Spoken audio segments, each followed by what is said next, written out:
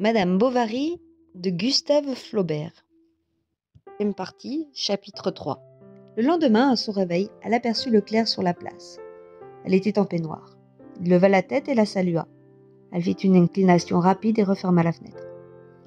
Léon attendit pendant tout le jour que 6 heures du soir fussent arrivées. Mais, en entrant à l'auberge, il ne trouva personne que M. Binet attabler. Ce dîner de la veille était pour lui un événement considérable. Jamais jusqu'alors, il n'avait causé pendant 2 heures de suite avec une dame. Comment donc avoir pu lui exposer, et en un tel langage, quantité de choses qu'il n'aurait pas si bien dites auparavant? Il était timide d'habitude, et gardait cette réserve qui participe à la fois de la pudeur et de la dissimulation. On trouvait à Yonville qu'il avait des manières comme il faut. Il écoutait, raisonnait les gens mûrs, et ne paraissait point exalté en politique, chose remarquable pour un jeune homme. Puis, il possédait des talents. Il peignait à l'aquarelle, savait lire la clé de sol, et s'occupait volontiers de littérature après son dîner. Quand il ne jouait pas aux cartes, M. Homais le considérait pour son instruction. Madame Homais l'affectionnait pour sa complaisance, car souvent il accompagnait au jardin les petits Homais, marmots toujours barbouillés, fort mal élevés et quelque peu lymphatiques comme leur mère. Ils avaient pour les soigner, outre la bonne Justin, l'élève en pharmacie, un arrière-cousin de M. Homais que l'on avait pris dans la maison par charité et qui servait en même temps de domestique. L'apothicaire se montra le meilleur des voisins. Il renseigna Madame Bovary sur les fournisseurs, fit venir son marchand de cidre tout exprès, goûta la boisson lui-même et veilla dans la cave à ce que la futaille fût bien placée.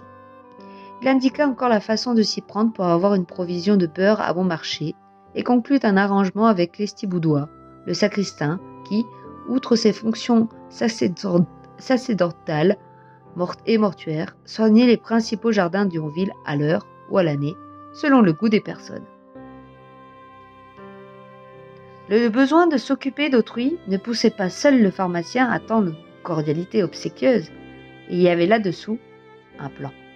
Il avait enfreint la loi du 19 Ventose au 11, article 1er, qui défend à tout individu non porteur de diplôme l'exercice de la médecine, si bien que, sur des dénonciations ténébreuses, Homais avait mandé à Rouen, près monsieur le procureur du roi, en son cabinet particulier. Le magistrat l'avait reçu debout, dans sa robe, hermine à l'épaule et toque en tête. C'était le matin, avant l'audience. On entendait dans le corridor passer les fortes bottes des gendarmes et comme un bruit lointain, de grosses serrures qui se fermaient. Les oreilles du pharmacien lui tintèrent à croire qu'il allait tomber d'un coup de sang. Il entrevit des culs de basse-fosse, sa famille en pleurs, la pharmacie vendue, tous les bocaux disséminés, et il fut obligé d'entrer dans un café prendre un verre de rhum avec de l'eau de seltz pour se remettre les esprits. Peu à peu, le souvenir de cette abomination s'affaiblit, et il continuait, comme autrefois, à donner des consultations anodines dans son arrière-boutique. Mais le maire lui en voulait, des confrères étaient jaloux, il fallait tout craindre. En s'attachant, M. Bovary par des politesses, s'était gagné sa gratitude et empêché qu'il ne parlât plus tard, s'il s'apercevait de quelque chose. Aussi, tous les matins, Homais lui apportait le journal, et souvent, dans l'après-midi, quittait un instant la pharmacie pour aller chez l'officier de santé faire la conversation. Charles était triste. La clientèle n'arrivait pas. Il demeurait assis pendant de longues heures sans parler, allait dormir dans son cabinet et regarder coudre sa femme. Pour se distraire, il s'employa chez lui comme un homme de peine, et même il essaya de peindre le grenier avec un reste de couleur que les peintres avaient laissé. Mais les affaires d'argent le préoccupaient. Il en avait tant dépensé pour les réparations de Tostes, pour les toilettes de madame et pour le déménagement, que toute la dot, plus de 3000 écus, s'était écoulée en 2 ans. Plus que 2 choses endommagées ou perdues dans le transport de Tostes à Yonville, sans compter le curé de plâtre, qui tombant de la charrette à un chaos trop fort, s'était écrasé en 1000 morceaux sur le pavé de Quincampoix. Un souci meilleur vint le distraire, à savoir la grossesse de sa femme. À mesure que le terme en approchait, il la chérissait davantage. C'était un autre lien de la chair s'établissant et comme le sentiment continu d'une union plus complexe.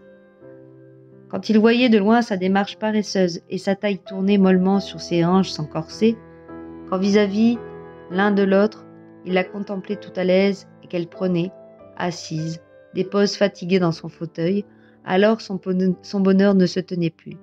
Il se levait, il l'embrassait, passait ses mains sur sa figure, l'appelait petite maman, voulait la faire danser et débitait moitié riant, moitié pleurant, toutes sortes de plaisanteries caressantes qui lui venaient à l'esprit.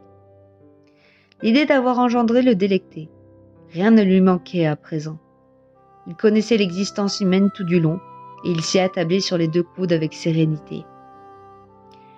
Emma d'abord sentit un grand étonnement, puis eut envie d'être délivrée pour savoir quelle chose c'était que d'être mère. Mais, ne pouvant faire les dépenses qu'elle voulait, avoir un berceau en nacelle avec des rideaux de soie rose et des béguins brodés, elle renonça au trousseau dans un accès d'amertume et le commanda d'un seul coup à une ouvrière du village, sans rien choisir ni discuter. Elle ne s'amusa donc pas à ces préparatifs où la tendresse des mères se met en appétit et son affection, dès l'origine, en fut peut-être atténuée de quelque chose. Cependant, comme Charles, à tous les repas, parlait du marmot, bientôt elle y songea d'une façon plus continue. Elle souhaitait un fils. Il serait fort et brun. Elle l'appellerait Georges. Et cette idée d'avoir pour enfant un mâle était comme la revanche en espoir de toutes ses impuissances passées. Un homme, au moins, est libre. Il peut parcourir les passions et les pays, traverser les obstacles, mordre au bonheur les plus lointains. Mais une femme est empêchée continuellement, inerte et flexible à la fois. Elle a contre elle les mollesses de la chair avec les dépendances de la loi. Sa volonté, comme le voile de son chapeau retenu par un cordon, palpite à tous les vents. Il y a toujours quelque désir qui entraîne, quelque convenance qui retient. Elle accoucha un dimanche vers 6 heures, au soleil levant. « C'est une fille !» dit Charles. Elle tourna la tête et s'évanouit. Presque aussitôt, Madame Homais accourut et l'embrassa, ainsi que la mère Lefrançois du Lion d'Or. Le pharmacien, un homme discret, lui adressa seulement quelques félicitations provisoires par la porte entrebâillée. Il voulut voir l'enfant et le trouva bien conformé. Pendant sa convalescence, elle s'occupa beaucoup à chercher un nom pour sa fille. D'abord, elle passa en revue tous ceux qui avaient des terminaisons italiennes telles que Clara, Louisa, Amanda, Atala. Elle met assez Calsoinde, puis encore Iseux ou Léocadie. Charles désirait qu'on appelât l'enfant comme sa mère. Emma s'y opposait. On parcourut le calendrier d'un bout à l'autre et l'on consulta les étrangers. « Monsieur Léon, disait le pharmacien, avec qui j'en causais l'autre jour, s'étonne que vous ne choisissez point Madeleine, qui est excessivement à la mode maintenant. » Mais la mère Bovary se récria bien fort sur ce nom de pécheresse. Monsieur Homais, quant à lui, avait en prédilection tous ceux qui rappelaient un grand homme, un fait illustre ou une conception généreuse, et c'est dans ce système-là qu'il avait baptisé ses 4 enfants. Ainsi, Napoléon représentait la gloire et Franklin la liberté. Irma, peut-être, était une concession au romantisme, mais Athalie, un hommage au plus immortel chef-d'œuvre de la scène française. Car ses convictions philosophiques n'empêchaient pas ses admirations artistiques. Le penseur chez lui n'étouffait point l'homme sensible. Il savait établir des différences, faire la part de l'imagination et celle du fanatisme. De cette tragédie, par exemple, il blâmait les idées, mais il admirait le style. Il maudissait la conception, mais il applaudissait à tous les détails, et s'exaspérait contre les personnages en s'enthousiasmant de leurs discours lorsqu'il lisait les grands morceaux. Il était transporté, mais quand il songeait que les calotins en tiraient davantage pour leur boutique, il était désolé. Et dans cette confusion de sentiments où il s'embarrassait, il aurait voulu tout à la fois pouvoir couronner Racine de ses 2 mains et discuter avec lui pendant un bon quart d'heure. Enfin, Madame Emma se souvient qu'au château de Vaubyessard, elle avait entendu la marquise appeler Berthe une jeune femme. Dès lors, ce nom-là fut choisi. Et comme le père Rouault ne pouvait venir, on pria M. Homais d'être parrain. Il donna pour cadeau tout produit de son établissement, à savoir 6 boîtes de jujubes, un bocal entier de racaou, 3 coffins de pâte à la guimauve et, de plus, 6 bâtons de sucre candy qu'il avait retrouvés dans un placard. Le soir de la cérémonie, il y eut un grand dîner. Le curé s'y trouvait. On s'échauffa. Monsieur Homais, vers les liqueurs, entonna le Dieu des bons gens. Monsieur Léon chanta une bacarole et Madame Bovary, mère, qui était la marraine, une romance du temps de l'Empire. Enfin, Monsieur Bovary, père, exigea que l'on descendît l'enfant et se mit à le baptiser avec un verre de champagne qu'il lui versait de haut sur la tête. Cette dérision du premier des sacrements indigna l'abbé Bournicien. Le père Bovary répondit par une citation de la guerre des dieux. Le curé voulut partir, les dames suppliaient, Homais s'interposa et l'on parvint à faire rasseoir l'ecclésiastique qui reprit tranquillement dans sa soucoupe sa demi-tasse de café à moitié bu. Monsieur Bovary, père, resta encore un mois à Yonville, dont il éblouit les habitants par un superbe bonnet de police à galons d'argent qu'il portait le matin pour fumer sa pipe sur la place. Ayant aussi l'habitude de boire beaucoup d'eau-de-vie, souvent il envoyait la servante au Lion d'Or lui en acheter une bouteille que l'on inscrivait au compte de son fils. Et il usa, pour parfumer ses foulards, toute la provision d'eau de Cologne qu'avait sa pru. Celle-ci ne se déplaisait point dans sa compagnie. Il avait couru le monde. Il parlait de Berlin, de Vienne, de Strasbourg, de son temps d'officier, des maîtresses qu'il avait eues, des grands déjeuners qu'il avait faits. Il se montrait aimable, et parfois même, soit dans l'escalier ou au jardin, il lui saisissait la taille en s'écriant « Charles, prends garde à toi !» Alors la mère Bovary s'effraya pour le bonheur de son fils et, craignant que son époux, à la longue, eût une influence immorale sur les idées de la jeune femme, elle se hâta de presser le départ. Peut-être avait-elle des inquiétudes plus sérieuses. M. Bovary était homme à ne rien respecter. Un jour, Emma fut prise tout à coup du besoin de voir sa petite fille, qui avait été mise en nourrice chez la femme du menuisier, et, sans regarder à l'almanach, si les 6 semaines de la Vierge duraient encore, elle s'achemina vers la demeure de Rollet, qui se trouvait à l'extrémité du village, au bas de la côte, entre la grande route et les prairies. Il était midi. Les maisons avaient leurs volets fermés, et les toits d'ardoise qui reluisaient sous la lumière âpre du ciel bleu semblaient à la crête de leurs pignons faire pétiller des étincelles. Un vent lourd soufflait. Emma se sentait faible en marchant. Les cailloux du trottoir la blessaient. Elle hésita si elle ne s'en retournerait pas chez elle ou entrerait quelque part pour s'asseoir. À ce moment, M. Léon sortit d'une porte voisine avec une liasse de papier sous son bras. Il vint la saluer et se mit à l'ombre devant la boutique de l'Heureux, sous la tente grise qui avançait. Madame Bovary dit qu'elle allait voir son enfant, mais qu'elle commençait à être lasse. « Si, reprit Léon, n'osant poursuivre. « Avez-vous à faire quelque part ?» demanda-t-elle. Et sur la réponse du clerc, elle le pria de l'accompagner. Dès le soir, cela fut connu dans Yonville et Madame Tuvache, la femme du maire, déclara devant sa servante que Madame Bovary se compromettait. Pour arriver chez la nourrice, il fallait, après la rue, tourner à gauche comme pour gagner le cimetière et suivre entre des maisonnettes et des cours un petit sentier que bordaient des troènes. Ils étaient en fleurs et les véroniques aussi, les églantiers, les orties et les ronces légères qui s'élançaient des buissons. Par le trou des haies, on apercevait dans les massures quelques pourceaux sur un fumier ou des vaches embricolées frottant leurs cornes contre le tronc des arbres. Tous les deux, côte à côte, ils marchaient doucement, elle s'appuyant sur lui et lui retenant son pas qu'il mesurait sur les siens. Devant eux, un essaim de mouches voltigeait en bourdonnant dans l'air chaud. Ils reconnurent la maison à un vieux noyer qui l'ombrageait. Basse et couverte de tuiles brunes, elle avait en dehors, sous la lucarne de son grenier, un chapelet d'oignons suspendus. Des bourrées, debout contre la clôture d'épines, entouraient d'un carré de laitue quelques pieds de lavande et des pots à fleurs montés sur des rames. De l'eau sale coulait en s'éparpillant sur l'herbe, et il y avait tout autour plusieurs guenilles indistinctes, des bas de tricot, une camisole d'indienne rouge et un grand drap de toile épaisse étalé en long sur la haie. Au bruit de la barrière, la nourrice parut, tenant sur son bras un enfant qui tétait. Elle tirait de l'autre main un pauvre marmot chétif, couvert de scrofules au visage. le fils d'un bonnetier de Rouen, que ses parents, trop occupés de leur négoce, laissaient à la campagne. « Entrez !» dit-elle.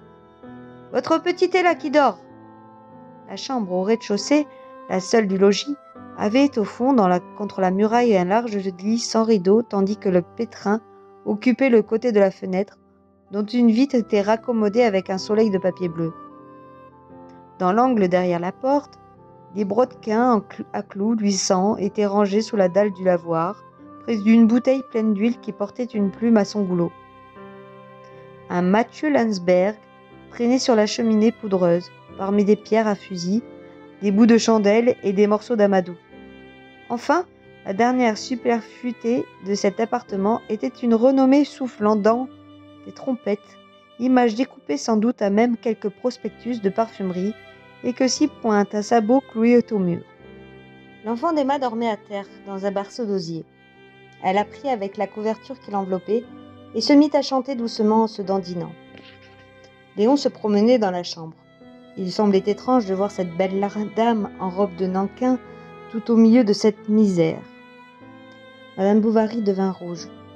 Il se détourna, croyant que ses yeux peut-être avaient eu quelques impertinences.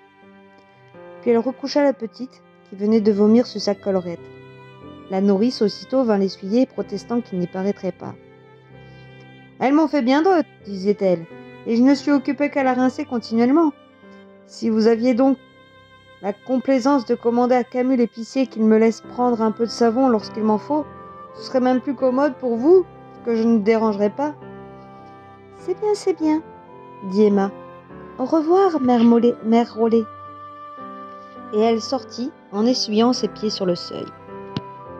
La bonne femme l'accompagna jusqu'au bout de la cour, tout en parlant du mal qu'elle avait à se relever la nuit. « J'en suis si rompue quelquefois que je m'endors sur ma chaise.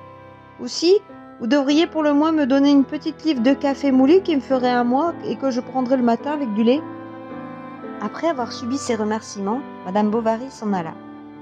Elle était quelque peu avancée dans le sentier, lorsqu'à un bruit de sabots, elle tourna la tête.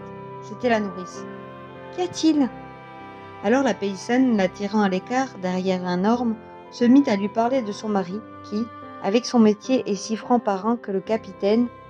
« Achevez plus vite, dit Emma. « Eh bien, reprit la nourrice, posant des soupirs entre chaque mot, j'ai peur qu'il ne se fasse une tristesse de me voir prendre du café toute seule. Vous savez, les hommes. » « Puisque vous en aurez, répétait Emma, je vous en donnerai. Vous m'ennuyez. » « Hélas, ma pauvre chère dame, c'est qu'il a, par suite de ses blessures, des crampes terribles à la poitrine. Il dit même que le cidre l'affaiblit. »« Mais dépêchez-vous, mère Rollet. »« Donc, reprit celle-ci en faisant une révérence, si ce n'était pas trop vous demander, elle salua encore une fois, quand vous voudrez, et son regard suppliait, un cruchon d'eau de vie, dit-elle enfin, et j'en frotterai les pieds de votre petite, qui les attendent comme la langue. » Débarrassée de la nourrice, Emma reprit le bras de monsieur Léon. Elle marcha rapidement pendant quelque temps, puis elle se ralentit, et son regard, qu'elle promenait devant elle, rencontra l'épaule du jeune homme, dont la redingote avait un collet de velours noir. Ses cheveux châtains tombaient dessus, plats et bien peignés. Elle remarqua ses ongles, qui étaient plus longs qu'on ne les portait à Yonville. C'était une des grandes occupations du clerc que de les entretenir. Et il gardait, à cet usage, un canif tout particulier dans son écritoire. Ils s'en revinrent à Yonville, en suivant le bord de l'eau. Dans la saison chaude, la berge plus élargie découvrait jusqu'à leur base les murs des jardins, qui avaient un escalier de quelques marches descendant à la rivière. Elle coulait sans bruit, rapide et froide à l'œil. De grandes herbes minces s'y courbaient ensemble, selon le courant qui les poussait, et comme des chevelures vertes abandonnées s'étalaient dans sa limpidité. Quelquefois, à la pointe des joncs ou sur la feuille des nénuphars, un insecte à pas fines marchait ou se posait. Le soleil traversait d'un rayon les petits globules bleus des ondes qui se succédaient en se crevant. Les vieux sols ébranchés miraient dans l'eau leur écorce grise. Au-delà, tout alentour, la prairie semblait vide. C'était l'heure du dîner dans les fermes, et la jeune femme et son compagnon n'entendaient en marchant que la cadence de leurs pas sur la terre du sentier. Les paroles qu'ils se disaient et le frôlement de la robe d'Emma qui bruissait tout autour d'elle.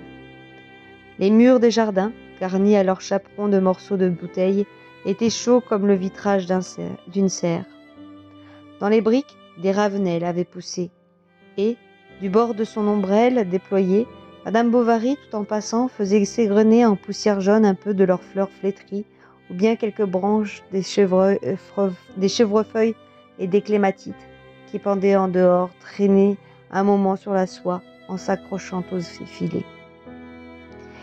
Il causait d'une troupe de danseurs espagnols, que l'on attendait bientôt sur le théâtre de Rouen. « Vous irez » demanda-t-elle. « Si je le peux, » répondit-il. N'avait-il rien d'autre chose à dire? Leurs yeux pourtant étaient pleins d'une causerie plus sérieuse, et tandis qu'ils s'efforçaient à trouver des phrases banales, ils sentaient une même langueur les envahir tous les deux. C'était comme un mur de l'âme, profond, continu, qui dominait celui des voix. Surpris d'étonnement à cette suavité nouvelle, il ne songeait pas à s'en raconter la sensation ou à en découvrir la cause. Les bonheurs futurs, comme les rivages des tropiques, projettent sur l'immensité qui les précède leur mollesse natale, une brise parfumée, et l'on s'assoupit dans cet enivrement sans même s'inquiéter de l'horizon que l'on n'aperçoit pas. La terre, à un endroit, se trouvait effondrée par les pas des bestiaux. Il fallut marcher sur de grosses pierres vertes espacées dans la boue. Souvent, elle s'arrêtait une minute à regarder où posait sa bottine. Et, chancelant sur le caillou qui tremblait, les coudes dans l'air, la taille penchée, l'œil indécis, elle riait alors, de peur de tomber dans les flaques d'eau. Quand ils furent arrivés devant son jardin, Madame Bovary poussa la petite barrière, monta les marches en courant et disparut. Léon rentra à son étude. Le patron était absent. Il jeta un coup d'œil sur les dossiers, puis se tailla une plume, prit enfin son chapeau et s'en alla. Il alla sur la pâture, au haut de la côte d'Argueil, à l'entrée de la forêt. Il se coucha par terre sous les sapins et regarda le ciel à travers ses doigts. « Comme je m'ennuie », se disait-il. « Comme je m'ennuie ». Il se trouvait à plaindre de vivre dans ce village, avec Homais pour ami et monsieur Guillaumin pour maître. Ce dernier, tout occupé d'affaires, portant des lunettes à branches d'or et favoris rouges sur cravate blanche, n'entendait rien aux délicatesses de l'esprit, quoiqu'il affectât un genre raide et anglais qui avait ébloui le clerc dans les premiers temps.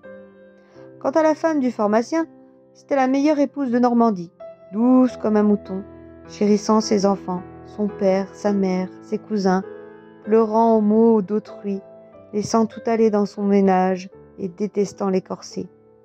Mais si lente à se mouvoir, si ennuyeuse à écouter, d'un aspect si commun et d'une conversation si restreinte, qu'il n'avait jamais songé, quoiqu'il eût 30 ans, qu'il en eût 20, qu'il couchât porte à porte, et qu'il lui parlât chaque jour, qu'elle pût être une femme pour quelqu'un, ni qu'elle possédât de son sexe autre chose que la robe.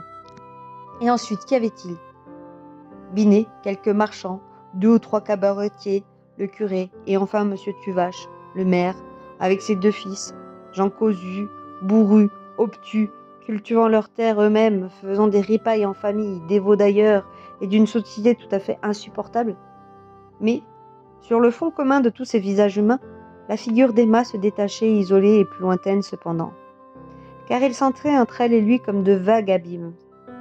Au commencement, il était venu chez elle plusieurs fois dans la compagnie du pharmacien. Charles n'avait point paru extrêmement curieux de le recevoir, et Léon ne savait comment s'y prendre entre la peur d'être indiscret et le désir d'une intimité qu'il estimait presque impossible.